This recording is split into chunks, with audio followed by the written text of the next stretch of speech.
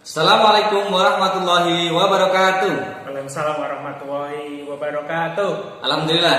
Bagaimana kabar anak-anakku yang saleh dan salihah? Alhamdulillah luar biasa semua ya. Sehat, kuat. Sehat semua. Alhamdulillah. Ustaz Roman bagaimana? Alhamdulillah sehat-sehat. Sehat. Ya. Nah, anak-anak yang saleh dan salihah, hari ini agak beda nih. Jadi video kita tidak seperti biasanya. Hari ini nggak Google Meet dan juga nggak pakai video pembelajaran seperti biasa. Tapi hari ini Ustadz Rahmat mau membuat podcast ya, obrol-obrolan santai bersama Ustadz Rahmat. Kenal ya Ustadz Rahmat dan Ustadz Rahman ya. Salam kenal teman-teman. Salam kenal ya. Oke, baiklah anak-anak yang saleh dan salihah. Kemarin kita sudah belajar tema 5 ya, selesai. Kemudian tema 6 tinggal satu subtema lagi Ustadz. Yaitu subtema berapa? 4 ya. Hari ini kita belajar subtema 4. Pekan depan sudah tema 7. Alhamdulillah. Baiklah, Ustadz Rahmat akan jelaskan untuk subtema 4 kali ini apa saja yang ingin kita pelajari ya. Oke, yang pertama Ustadz Rahmat, kita akan pelajari bahasa Indonesia dulu ya. Bahasa Indonesia dulu adalah tentang kalimat tanya. Nah, kalau anak-anak pengen tahu seperti apa sih pelajaran tentang kalimat tanya, apa saja yang dipelajari, nah nanti kita akan pelajari bersama Ustadz Rahman ya. Kemudian yang kedua Ustadz, yaitu matematika. Nah, matematika kemarin kita sudah belajar tentang berat. Hari ini kita masih belajar tentang berat juga, tapi kita akan belajar tentang membandingkan dua benda atau berat dua benda. Nah, penasaran kan? Oke, kita mulai. Nah, anak-anak yang saleh dan salihah, sekarang kita akan mulai untuk belajar bahasa Indonesia ya, yaitu tentang apa tadi? Kalimat tanya. Kalimat tanya. Nah, anak-anak tentu masih ingat ya, ada kalimat perintah kemarin ya. Kalimat perintah itu adalah fungsinya atau manfaatnya atau tujuannya adalah untuk memerintahkan atau untuk meminta tolong pada orang, itu pakai kalimat perintah ya. Hari ini kita akan belajar kalimat tanya Ustaz.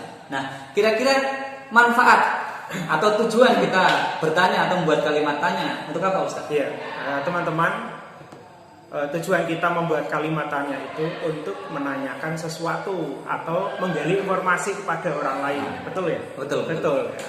Jadi kalau kita ingin tanya atau ingin tahu sesuatu, kita bertanya pada orang gitu ya? Iya, betul. Atau mungkin contohnya ini, Ustadz udah datang menunggu teman misalnya, kemudian temannya Ustadz baru datang. Nah, Ustadz pengen nanya, kenapa terlambat? Nah, gitu Ustadz nih. Kenapa Ustadz Rahmat terlambat? Nah, itu kalimat tanya ya. Kalimat tanya contohnya. Nah, untuk kalimat tanya Ustadz, ada tanda-tanda khusus nggak untuk kalimat tanya agar kita tahu bahwa ini kalimat tanya atau bukan? Oh, pasti. Kalau kemarin atau dulu kita sudah belajar kalimat perintah, ada tandanya, ada tanda seru, betul ya? Betul ya. Nah, kalau ini tanda tanya beda lagi. Tanda seru kemarin gini kayak perhitungan gitu ya, betul. Ini Tapi ini tanda tanya beda. Ada yang tahu teman-teman? Iya, betul. Tanda tanya akhir kalimat diakhiri dengan tanda coba nih. Baik, lihat ya. Lihat ya. Tanda tanya seperti Tanda apa tanya. Nah, ini seperti apa Ustaz ini? Kelihatan nggak? Nah, kayak sabit ini. Oh, kayak sabit ya, kayak sabit ya. Ini tanda tanya Ustaz ya. Yang punya kambing pasti tahu sabit itu untuk apa. Untuk ini rumput ya. Taruh di mana Ustaz tanda tanya ini? Di belakang kalimat. Oh, di belakang kalimat. Di belakang Setelah kalimat. Kita buat kalimat tanya, belakangnya dikasih tanda tanya. Mungkin bisa kasih contoh Ustaz. Oh, contohnya seperti ini.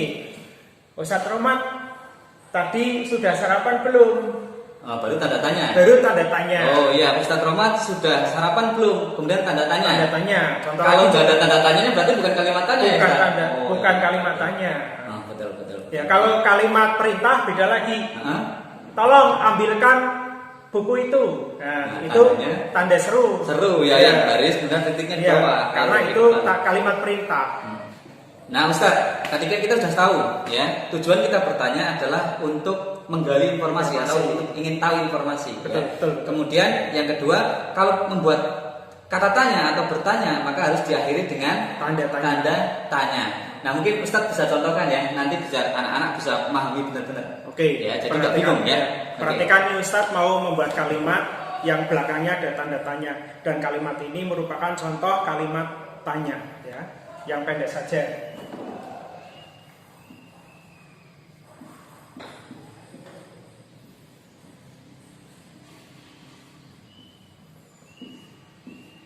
Nah, siapa nama kamu? Belakangnya Ustadz tanda kasih tanda tanya. Kelihatan ya? Kelihatan ya? Betul. Ini salah satu contoh. Nah, coba satu lagi.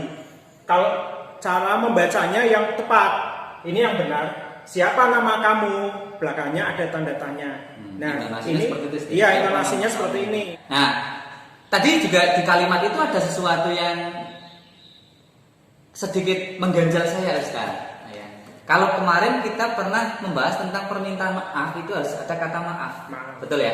Kemudian ketika kita mau minta bantuan atau tolong, kita menggunakan kata tolong. Nah, untuk bertanya, Ustaz, apakah ada kata-kata yang kita gunakan ya untuk bertanya, Ustaz? Yang pasti ada ketika kita bertanya, Ustaz.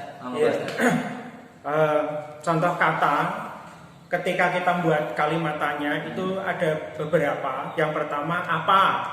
Nah, apa itu untuk menanyakan benda biasanya. Oh, apa benda? Apa? Misal berarti kalau mau tanya apa yang kamu bawa di tasmu? Iya, buku. Buku itu benda. Terus yang kedua di mana? Di mana? Itu untuk menanyakan apa, Ustaz? Di mana tempat? Oh, tempat. Berarti misal rumah saya di mana? Rumah kamu di mana? Itu artinya menanyakan tempat. Betul ya, rumah kamu? Rumah saya di Kesesi. Di Kesesi. Ya, gitu ya. Di mana adalah untuk menanyakan tempat. Selanjutnya apa lagi, Ustaz? Mengapa? Tadi kita juga ada kenapa. Nah, itu mengapa sama kenapa sama enggak artinya ya? Artinya sama, cuma yang bakunya adalah mengapa. Ya. Nah, kalau untuk mengapa untuk menanyakan apa, Ustaz? Alasan. Contohnya misal, Ustaz, kalimatnya. Mengapa kamu terlambat sekolah? Oh, mengapa kamu terlambat? Maka kita jawabannya adalah alasan. Kenapa? Ya, saya hari ini bangun kesiangan. Nah, itu alasan saya terlambat. Jadi mengapa untuk menanyakan alasan atau sebab gitu ya, Ustaz? Oh iya, betul. Apalagi, Ustaz? Terus siapa? Anak-anak kira-kira tahu gak nih? Kalau siapa kira-kira untuk menanyakan apa? Ayo. Iya, betul. Betul ya. Apa, Ustaz? Orang ya, untuk menanyakan orang. Siapa? Contohnya tadi ya, Ustaz, yang kita pakai. Siapa nama kamu? Nah, siapa nama kamu itu menanyakan orang. Namanya. Berarti misal Ustaz tanya, siapa nama kamu? Ustaz Rahmat akan jawab Rahmat Nur Hadi gitu. Kok saya baru kenal, Ustaz? Nama Ustaz Rahmat, nama Ustaz Rohman. Hampir sama ya. Oh iya, hampir sama ya. Tapi jangan bingung. Kalau Ustaz Rohman belakangnya adalah T, kalau Ustaz Rohman belakangnya N. Ya. Jadi kembali tak ya? Oke, kita lanjut. Setelah siapa? Apalagi, Ustaz? Kapan? Kira-kira untuk menanyakan apa ini kapan? Yang jelas kapan? Waktu. Waktu. Betul. Waktu. Misal kita mau Google Meet. Iya. Kapan, Ustaz? Jam berapa, Ustaz? Nah, kapan itu menunjukkan waktu. Bisa jam, ya. Kemudian bisa hari ya, Ustaz. Bisa bulan, bisa tahun, ya. Atau bisa bukan bulan, bukan tahun, tapi nanti, ya. Sekarang. Jawabannya gitu bisa. Ya, untuk menanyakan waktu. Nah, ya, kemudian apa lagi, Ustaz? Yang terakhir, ya. Itu bagaimana? Bagaimana ini? Agak susah nih bagaimana. Atau ada yang tahu anak-anak? Coba Ustaz Rahmat jelaskan ya. Bagaimana itu untuk menanyakan sebuah proses. Contoh, Ibu bagaimana cara membuat kue? Nah, jadi nanti jawabannya adalah proses membuat kuenya. Jadi, bagaimana? Contoh lagi nih. Bagaimana ayah bisa datang tepat waktu? Oh, bagaimana ayah bisa datang tepat waktu? Maka nanti misal Ustaz ayahnya, berarti Ustaz akan jawab gini, saya akan bangun lebih awal. Ya, kemudian saya akan segera mandi. Saya sudah siapkan semua dan saya sarapan langsung dan saya langsung berangkat. Nah, prosesnya yang dijelaskan. Iya, betul. Jadi kadang ada yang salah ya penggunaan kata mengapa dan bagaimana. Ya, kalau kita mungkin belum tahu seolah-olah ini untuk menanyakan hal yang sama. Tapi ketika kita sudah belajar hari ini, kita jadi tahu mengapa adalah untuk menanyakan alasan ya atau sebab, kemudian bagaimana untuk menanyakan prosesnya. Ini siapa nih? Nah, kemudian ini Ustaz, kalau kalimat tanya atau bukan kalimat tanya. Kata yang digunakan untuk membuat kalimat tanya itu biasanya letaknya di mana, Ustaz? Awal, tengah atau akhir? Yang paling sering awal ya. Iya, awal ya. Kadang di belakang, tapi seringnya di awal ya. Misal di awal seperti ini. Siapa nama kamu? Nah, boleh juga nama kamu siapa. Tapi yang benar, yang baku adalah di awal ya. Siapa nama kamu, bukan nama kamu siapa. Meskipun kalimatnya menunjukkan jawaban yang sama nantinya, tapi yang baku adalah di awal. Di awal ya. siapa nama kamu. Begitu ya Ustaz? Ya, betul. Nah, untuk bahasa Indonesia kita sudah belajar tadi tentang kalimat tanya. Matematika, ya. Hari ini kita akan belajar tentang membandingkan dua benda atau berat dua benda. Ya, berat dua benda. Nah, kemarin kita tahu ada kilogram, ada gram, ada hektogram.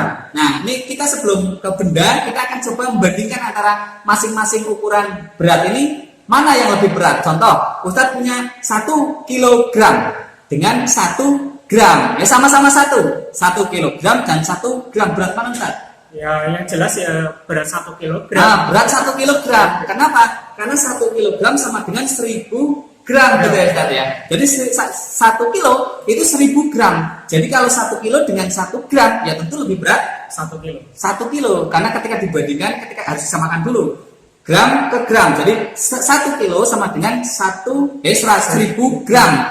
Dengan 1 gram berat mana? Ya berat 1000 gram. Artinya berat 1 kilo. Nah itu ya contoh membandingkan dua berat atau dua benda yang memiliki berat. Jadi kita tadi harus menyamakan Satuannya. Nah, betul namanya menyamakan satuannya. Jadi kalau kilogram ya harus dijadikan kilogram. Kemudian kalau satunya gram, satunya hektogram, ya disamakan mau ke gram atau ke hektogram. Mana yang lebih mudah gitu ya. Nah, itu berarti satu untuk membandingkan dua berat benda, maka harus disamakan dulu satuan beratnya. Ingat ya, harus menyamakan satuan beratnya. Nah, kemudian kita juga akan belajar nih langsung ke benda. Nah, ini Ustaz contohnya apa Ustaz? Ini namanya Celengan. Kotai infak subuh. Ya. 1 kilo berarti banyak Berat duitnya ini, ya. Banyak duitnya ya. 1 kilo. Nih, coba. Dalamnya uang Ada uang. koin ya, berat. Kalau uang kertas nggak bunyi. Ya mungkin nggak bunyi dan ringan. Nah, ini cukup berat nih 1 kilo. Ya, 1 kilo, ingat ya 1 kilo. 1 kilogram. Gram. 1 Ini kilogram. agak berat. Ya. 1 kilo berarti 1000 gram. 1000 gram. Berapa hektogram kalau 1 kilo? 10 hektogram. Gitu ya, ingat ya. Ustaz ulangi lagi. 1 kilogram sama dengan 1000 gram. 1 kilogram sama dengan 10 hektogram. Paham ya? Ini mengingat pelajaran kemarin. Ya. Coba Ustaz mau ambil lagi nih. Ya boleh, ini Ustaz pegang nih. 1 kilogram celengan, nanti uangnya buat Ustaz nih. Iya. Apa ini? Ini kaleng Cat. ya, Cat caci. lebih besar. Nah, dalamnya juga ada catnya. Masih ada Berarti catnya. lebih berat ya. Lebih berat. Besar, lebih berat. Dari 1 kilo ini 5 kilogram. Coba 5 kilogram sama dengan 5000 gram. Betul ya? Iya, 5 kilogram dengan 5.000 gram. 5000 gram. 5 kilo sama dengan 5000 gram. Kalau ini 1 kilo sama dengan 1000 gram. gram. Kalau perbandingannya pakai kilo udah kelihatan ya. 5 kilo, 1 kilo. Beratan mana kira-kira? Mana? Kalau Ustadz lihat ini 5 kilo sama ini yang kecil 1 kilo, ya pasti berat ini. Berat ini ya. Berat ini. Berat yang berat dipegang Ustadz. daripada celengan. Bentuknya juga lebih kecil ya, Ustaz. Iya betul. Besar. Karena ini 1 kilogram. Oke. Nah, kemudian apa lagi Ustaz? Nah, sampai pegangin ya kalau ada Sampai lagi. ini 5 kilo. 6 kilo Ustaz ya.